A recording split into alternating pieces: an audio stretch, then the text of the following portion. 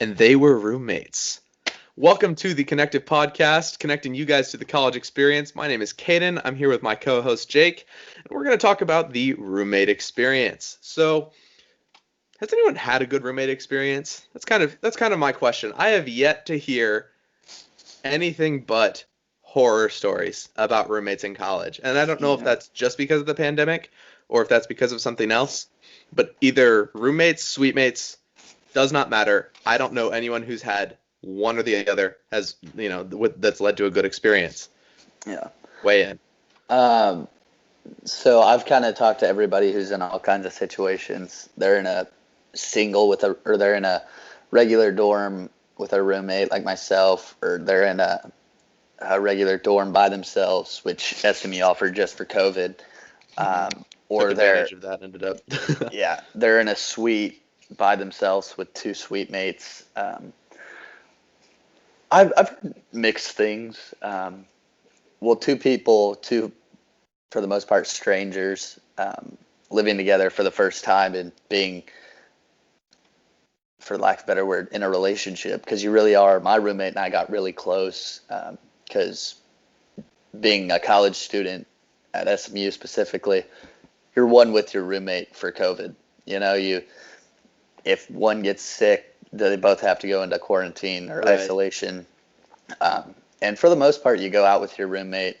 You just have the same friends, but there's definitely people that I've talked to who did not get along with their roommate at all, or they moved out, or they just don't talk to them. And I think that's really unfortunate because, for one, living with someone who maybe you don't like or you don't get along with or don't even communicate with is just kind of awkward. And I don't think your first semester should be like that. But and then there's other people that get along really well, and so I think it's just two personalities. I think it's two different ways of life. My roommate was a little bit messier than I was. But which is fine. I think like we both didn't make our bed, but my desk would be a little bit cleaner than his. But that was no problem. And I would do most of my work outside of the dorm, and he would do it inside. So my roommate experience was pretty good. I was happy with it. We talked a lot over the summer, and I find it fortunate I didn't have the terrible roommate I wasn't happy with. Right. Yeah.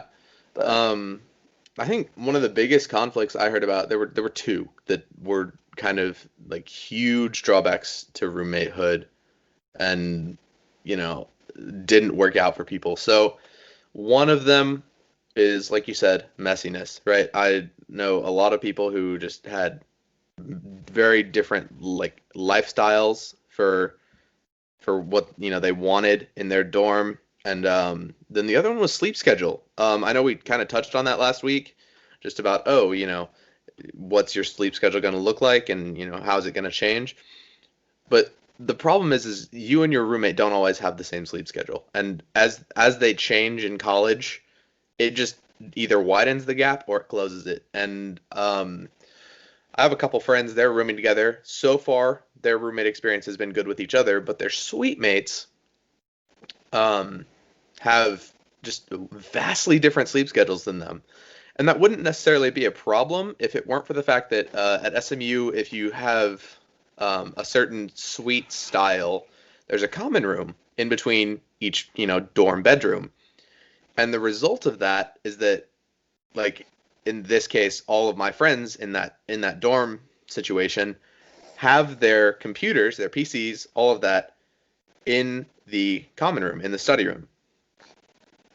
And like I also touched on last week about, be careful with your gaming habits. It can really, the entertainment habits, all of that.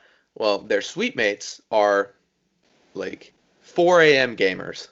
Like they'll just 12-hour gaming sessions from 8 to 8, and it's not during the daytime. Like that kind of stuff. And, one, I don't know how they function, but two, it is causing some serious rifts in between, the roommates that are like I'm really close friends with, and then this other set of suite mates that just aren't respecting the noise level at 4 in the morning, 3 in the morning, 2 in the morning, 1 in the morning, whatever time in the morning, Yeah. or their own sleep schedule, right? Because that's just causing that conflict. So Well, assuming you go from 8 to 8, let's say you have a class at 10, even a class at 11, push it back yeah, 3 hours, so you get maybe 2 hours of sleep, then you have at least, 13, 14, 15 hours, if not, 18. So I just don't. My roommate, thankfully, was not a big gamer. Neither one of us were, but, and I was kind of happy about that. We talked about right, that over the summer. I will say, though, the sleep schedule is very important to kind of be on the same track with. My roommate would go to bed a little bit later than I would, and I would wake up a little bit. But um, ultimately, I think it was fine because I tend to just get up early, and I like to get up and go. And he liked to sleep in and stay up a little bit later, which is fine. And he went out more than I did, which is fine. right. So the sleep schedule, again, thankfully, I was happy I didn't have a problem with, for the most part. But I'm glad. I don't envy your friends, you know. Yeah, no, it's just a Yeah. unique situation for them. And so I ended up moving out of my dorm and switching to a single room, unrelated reason, no bad blood, nothing like that. Um, it just, it wasn't a great compatible roommate experience, which is fine, is what it is. Um, and, I have to be honest, living in a single is strongly recommended. It is hugely beneficial. And like I said, I'm a rule follower, so it's not like I have anything to hide or I'm doing anything wrong. It just is such a nice, comfortable experience. I don't have to deal with any sort of roommate drama. I don't have any sort of challenges. I set my own sleep schedule. I get the sleep I want to get. It's nice, right? Yeah. And I think pros and cons to it though, right? Like I said, all the pros I just said. Downside of that, like you said, oh, you have someone who, like in COVID, you'll consistently have that relationship with. You will be there if, you know, you get sick, you have someone to hang out with still. If have something going on and just, can't leave your dorm, you still got your roommate. And, Yeah. the drawback to my situation is, you know, yeah, I don't get sick and I don't get sick if anyone else gets sick, but, should something happen to me, then I'm stuck in alone in that dorm for an extended period of time. And, you know, as a productivity oriented person, that's fine, but it's still just would be nice to have that roommate Yeah. experience still. So, you know, but No, it's nice to have, someone you can get to know and understand, and they can understand you. But along the lines of having your own, um, one of my friends in my dorm has a whole dorm to herself, where usually she would have a roommate, but some of her best friends are on the dorm, and she hangs out with them all the time. So if you have friends in your hall, in your commons, mm, um, which is good for several reasons. One being you can't go into other commons yeah, because of COVID. We talked about that last week, and mm, um, and then the other is if you get along with the people on your hall, um, it's just nice because you're not far away from them. Um, it's not like maybe in high school where you'd have to drive 10 or 15 minutes. right, Uh, I think there's definitely pros and cons to every single mm, rooming situation. It's just it kind of touches on just everything that goes about being college, and right. just do what makes you happy, do what you think is best, kind of beat to your own drum. And I really implore people to do that. Hmm. And I want to go back to what you said about, oh, it's about having, there's also going to be friends in the commons or whatever. I don't know if this is necessarily unique to SMU or not, but I think that all the dorms just have varying levels of community, right? Like, I know your dorm commons, great sense of community, Hmm. all of you guys either talk or hang out or are friends. There's always groups of you that spend time going out, do whatever. And that's awesome. And I know my commons experience was the like direct opposite. There's nothing similar about it at all. I know like from experience that just about everyone was having guests from other commons in because no one on my floor at all talked. I would maybe run into people in the laundry room at most.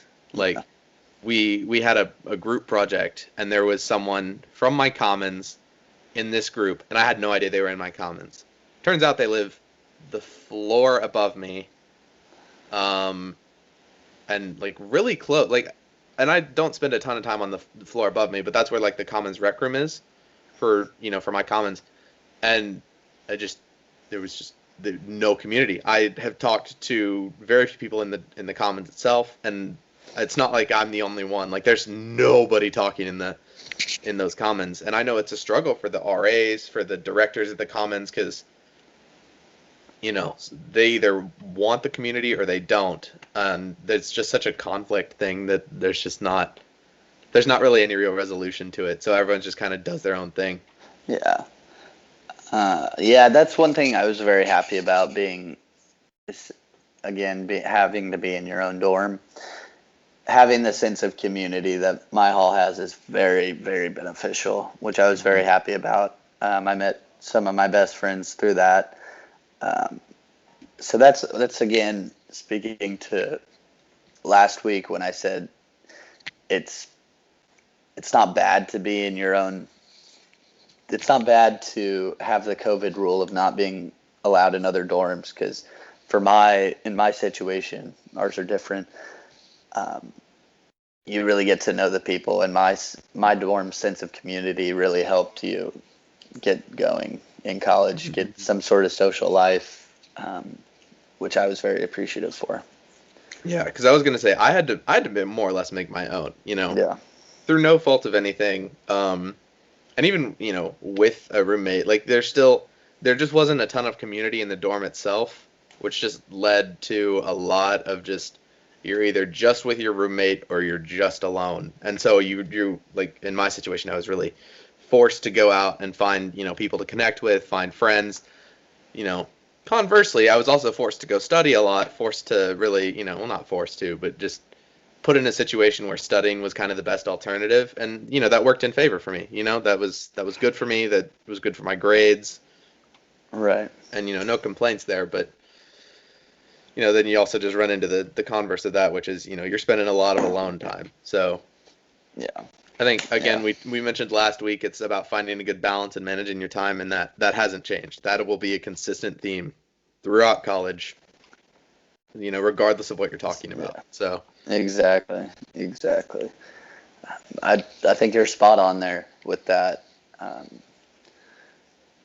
The rooming situation and the dorm situation is a very big factor in how you go about your college experience. Mm-hmm. If you like to go out a lot, but if you're in a dorm where you can't get to meet people, maybe that's a little bit harder. And if you're usually a shy person, maybe you have to be outgoing a little bit, or you have to get out of your comfort zone. So I think it just kind of beats along the same path of just like college is just a whole new experience, and you have to be open-minded to most everything.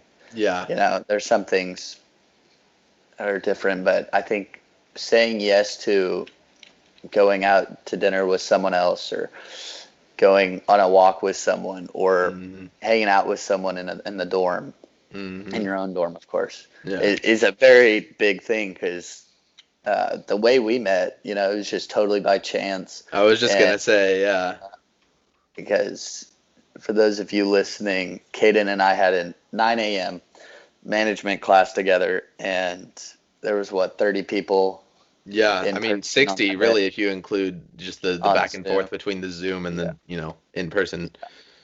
But then, so we just left, didn't think anything of it, barely saw each other, and then an hour passed, and then we had a class at 11, and I was walking up, and our classes were right next to each other, and you're management, right? Mm-hmm. And I don't know exactly how that went, but it was Yeah. it was kind of kismet. It was so random, but I mean, we become really good friends through that Yeah. randomness. And I think it just goes along with having an open mind to meeting someone, or don't being just step out of your comfort zone. You don't have to be the most social person, but Mm, just be willing to meet someone or sit down with someone. yeah. I Because I think it, know I know those Zoom rooms were really kind of what drove our friendship. Because we ended up so the way our class worked when we were online, we ended up getting put into, the little Zoom breakout rooms for our groups. And Jake fortuitously happened to be in mine. And I just remember like we drove those Zoom rooms. It was a lot of empty, awkward silence, and then either myself or Jake would have to talk.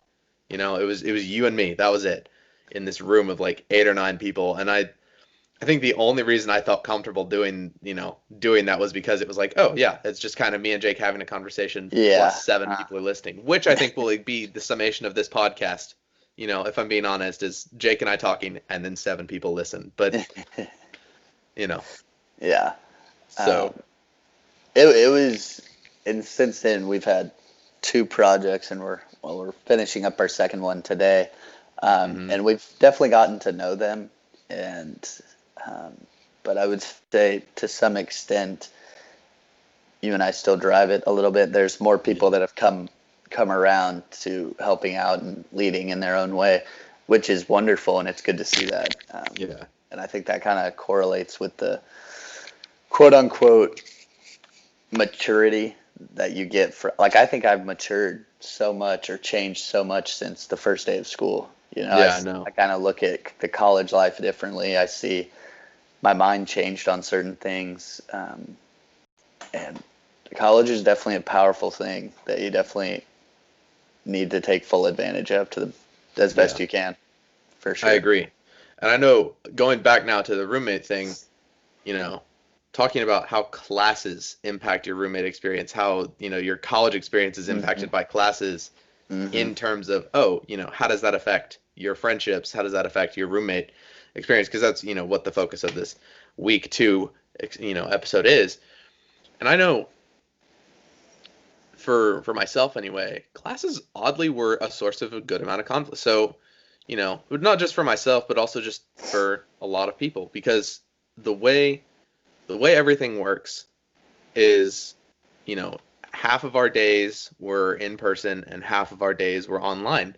And what I've heard a lot of is, oh, my roommate and I have a class on completely different subjects at the same time, and we're both online.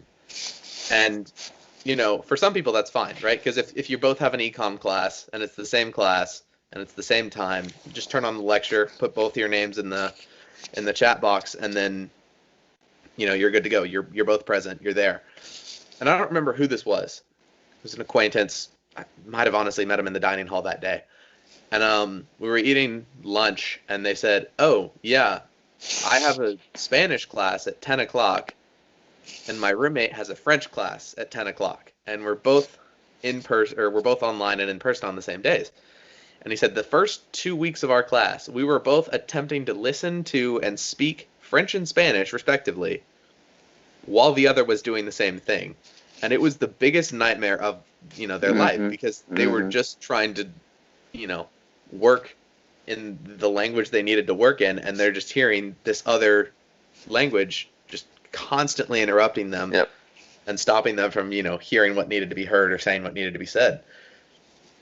And so, and I think that's obviously kind of an extreme example, but it did happen, right? So, I think with your roommate, if that's something that is a concern, if that's something that's going on, in your college experience or whatever, it's important to find a second study space, whether that's the library or I ended up finding a couple just different study areas in some of the like the halls, the buildings that weren't necessarily libraries. They weren't necessarily designated study spaces, but they were just great places to just sit, turn on my lecture, and Yeah.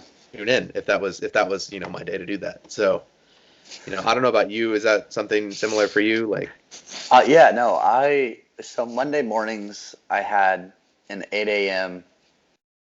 Uh, I had an 8 a.m. on Zoom. So I would ultimately do that in my room while my roommate was asleep. And then if it was my week to go in person, I'd go over to my 9 o'clock, or I would use that 15 minutes to go somewhere else, usually in the study room in my dorm. But on Wednesdays, I didn't have a class until 9. And so I would get up, I'd go get breakfast, and then I would either do the lecture in the cafeteria, or maybe I'd go to the library. I love That's one thing I really don't mind about online school, is that you have freedom to do it where you want, and you're still getting the same information. And maybe, like, I've seen people do it, I'm outside, and I think it might work better for them, because not everybody works well in a classroom. So if they find a place that they work well in, I think that welcomes, productivity and retention. right. Yeah. So I totally am for and in support of, people taking classes wherever they find. And that's one very positive that has come out of this online school. Yeah. Because I like the freedom of picking where you do your classes, or that kind of thing. Yeah. So I'm in support of people, maybe, yeah, this doesn't sound good, but I'm in support of people, not necessarily going to class if being on Zoom is better for them. Yeah. Because you're going to class either way. It's just, if in person works for you, usually it works for me. So I go in person when I can. But I find being on Zoom, I think Zoom does a great job of putting you in the class and immersing you. Spanish, I will say, I had Spanish at 11, and I liked being in person for that class. Yeah. But that goes about the freedom and the whole new college experience. I think we're kind of the first class to start. Yeah. So that, I think, actually just ran us out of time. So I think we're going to end up having to run this a little long and just wrap this up right now. So, thank you guys for listening. Obviously, feel free to stay tuned in for next week's podcast, episode 3. We're going to be talking about the college experience and, is it worth it? And if you enjoyed these last about 4 minutes or so of the recording, that was actually a preview for week 4. So, come back for that if you'd like. We'd prefer if you did. We can only afford our 7 listeners, so, we need all of them. And, so thank you guys very much for listening, and, we appreciate it. We'll stay connected.